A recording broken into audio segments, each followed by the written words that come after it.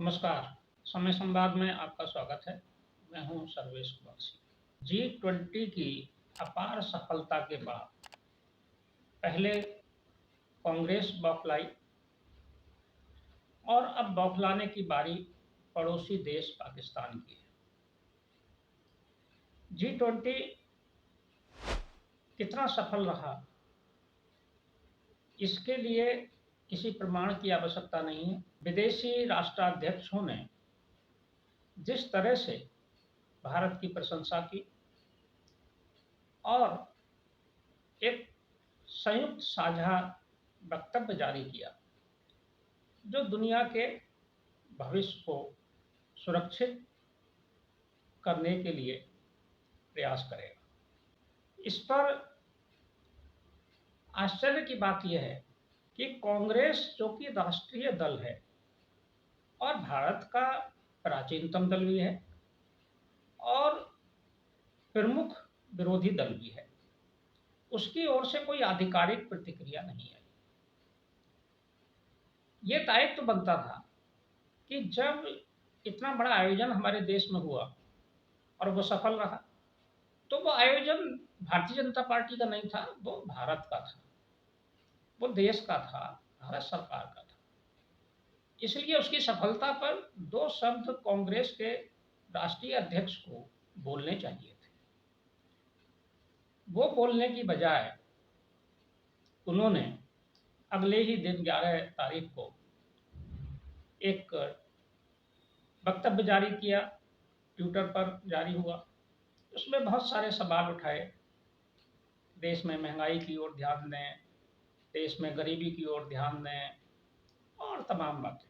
लेकिन G20 की सफलता पर प्रशंसा का कोई शब्द उनके मुंह से नहीं निकला, सिवाय केरल के तिरुवनंतपुरम के सांसद शशि थरूर के अलावा। शशि थरूर ने जरूर प्रशंसा की भारत की और अधिकारियों की प्रशंसा की, लेकिन कांग्रेस की ओर से आधिकारिक रूप से कोई बयान नहीं आया। बल्कि 11 सितंबर को ही कांग्रेस के राष्ट्रीय प्रवक्ता पवन खेड़ा ने एक प्रेस कॉन्फ्रेंस की। उस प्रेस कॉन्फ्रेंस में भी उन्होंने G20 को जितने हल्के ढंग से संबोधित किया कि G20 का शोर शराबा अब हो चुका है, हो गया, पूरा हो गया। मतलब उसे वो एक दिखावा या शोर शराबा मान रहे थे। और उन्होंने बजाय इसके कि वो G20 के बारे में कुछ चर्चा करते या प्रशंसा करते, उन्होंने बहुत सारे सवाल उठाए, जिसमें मुख्य रूप से उन्होंने जम्मू कश्मीर के LG मनोज सिन्हा पर आरोप लगाए और कोई एक घोटाले की चर्चा की, लेकिन प्रशंसा नहीं की। इससे जाहिर होता है कि कांग्रेस की बौखलाहट है। इस दौरान कांग्रेस के जो राजकुमार कहे जाते हैं, राहुल गांधी, वो विदेश दौरे पर हैं। उन्होंने भी उन्हीं तारीखों में भारत के तमाम सवाल उठाए, भारत की राजनीति पर, भारतीय जनता पार्टी पर, लेकिन G20 की कोई बात उन्होंने भी नहीं की। इससे जाहिर होता है कि कांग्रेस बौखलाहट में है। जो भारत सरकार की सफलता रही है इस G20 में, वो उसे पचा नहीं पा रही। अब कांग्रेस की बौखलाहट के बाद अब बारी है पड़ोसी देश पाकिस्तान के बौखलाहट की। इसकी वजह है कि G20 समिट में भाग लेने के लिए आए सऊदी अरब के क्राउन प्रिंस, यानी कि नामित राजकुमार, जिन्हें अगला बादशाह वहां का होना है या शासक होना है, मोहम्मद सलमान, उन्होंने अपनी आधिकारिक यात्रा को एक दिन और बढ़ा दिया। यानी G20 समिट में वो 2 दिन तो रहे ही, एक दिन अतिरिक्त रहे। और ये जो उनका एक दिन का अतिरिक्त दौरा है, ये बहुत महत्वपूर्ण है। इस दौरे से पाकिस्तान तो बौखला जाएगा। ये दुनिया का सबसे बड़ा इस्लामिक राष्ट्र, सर्वाधिक समृद्ध इस्लामिक राष्ट्र और एक तरह से इस्लामी दुनिया का अगुआ सऊदी अरब की भारत से इतनी नज़दीकी और इतना मेल-जोल, ये उसे पचेगा नहीं।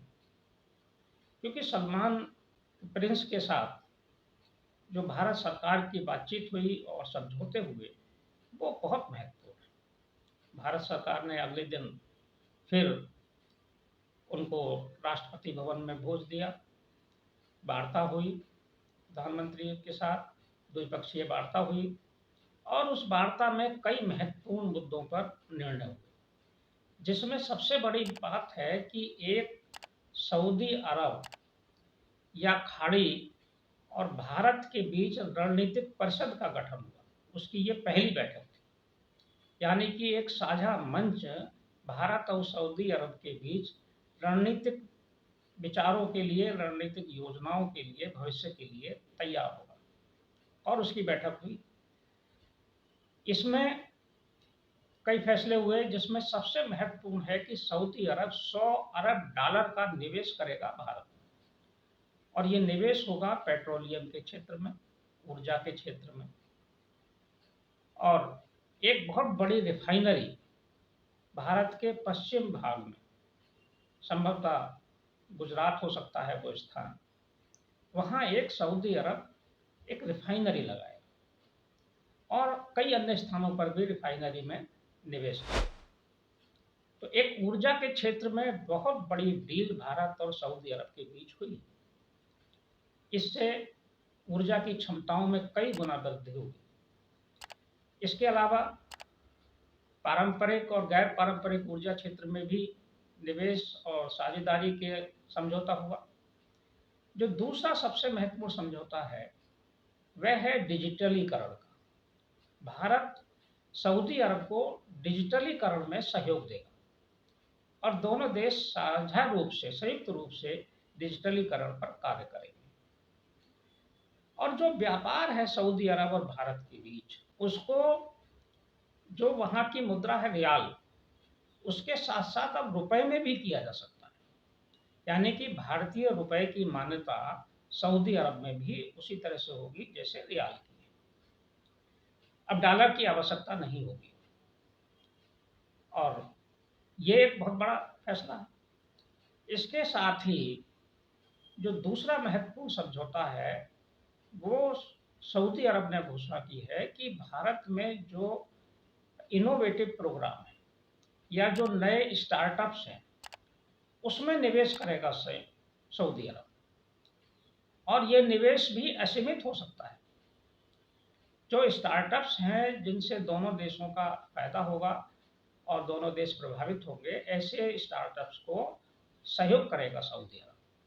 तो एक तरह से देश में बहुत बड़ा निवेश सऊदी अरब और खाड़ी देशों की तरफ से भारत में आएगा, और ये उन्नति का एक नया रास्ता खुलेगा। इस पर बौखलाहट पाकिस्तान की क्यों होगी, ये भी समझ लेते हैं कि पाकिस्तान की आज की स्थिति यह है कि पाकिस्तान को G20 में तो बुलाया नहीं गया था, G20 का सदस्य पाकिस्तान है नहीं, लेकिन फिर भी G20 का सदस्य तो ना होने के बाद भी दक्षिण अफ्रीका को बुलाया गया था,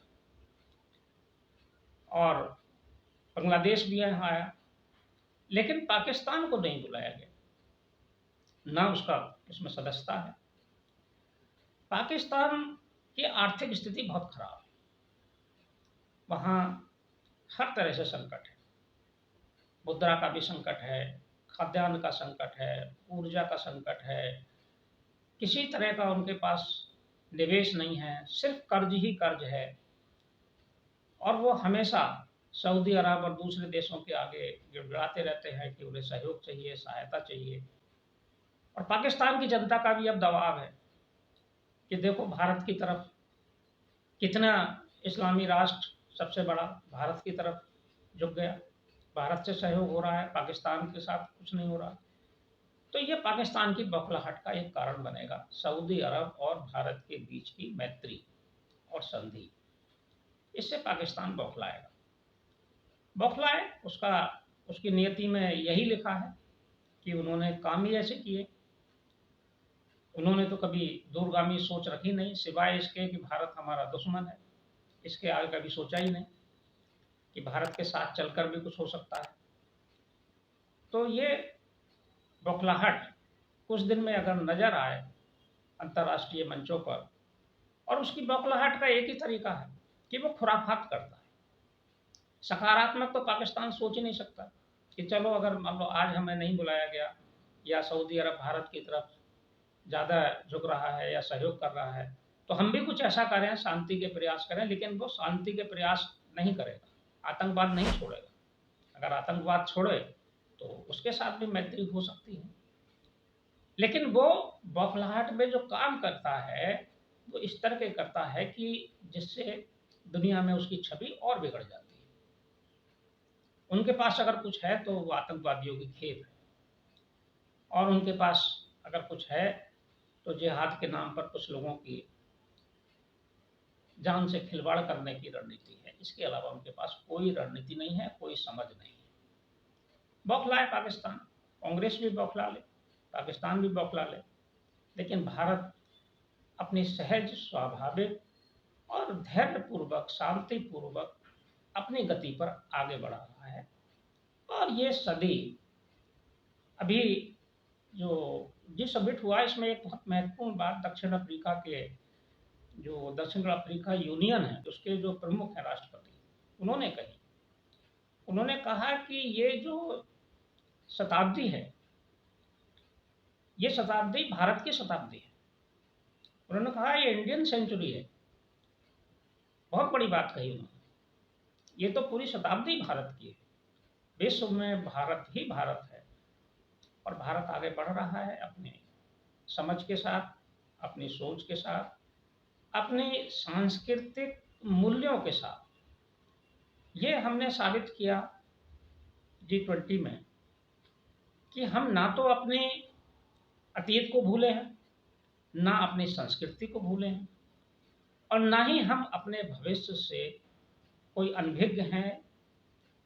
ये इस बात से प्रमाणित होता है कि जहाँ राष्ट्रपति भवन में भोज दिया गया, वहाँ एक पीछे एक बैकड्रॉप बनाया गया था। ये बैकड्रॉप था नालंदा के विश्वविद्यालय की जली हुई इमारत।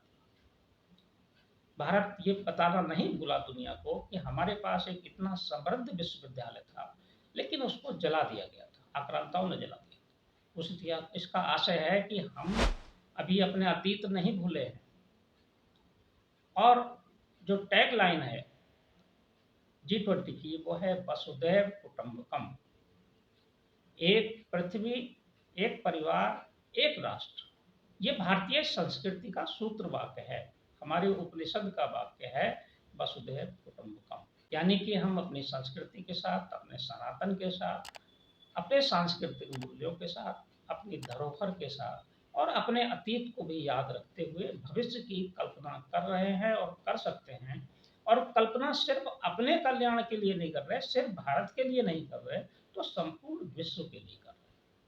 ये हमारी सफलता का मार्ग है, और आने वाली शताब्दी तो भारत की है। ये बात भविष्यवाणी बहुत सारे भविष्यवक्ता कर चुके हैं कि ये जो सदी है, ये भारत की सदी होगी, भारत विश्व गुरु बनेगा। दिख रहा है विश्व गुरु बनता हुआ। और हमारे जो नेता हैं प्रधानमंत्री नरेंद्र मोदी, वो अब निसंदेह रूप से विश्व नेता हैं। उनके विश्व नेता होने पर कोई संदेह नहीं है, कोई प्रमाण की आवश्यकता नहीं। तो जिन लोगों को बौखलाना है वो बौखलाएं, लेकिन भारत अपनी गति पर आगे बढ़ रहा है। समय संवाद में आज बस इतना ही। कल फिर मिलेंगे किसी एक खास विषय के साथ। तब तक के लिए मैं सर्वेश कुमार सिंह आपसे विदा लेता हूँ। नमस्कार।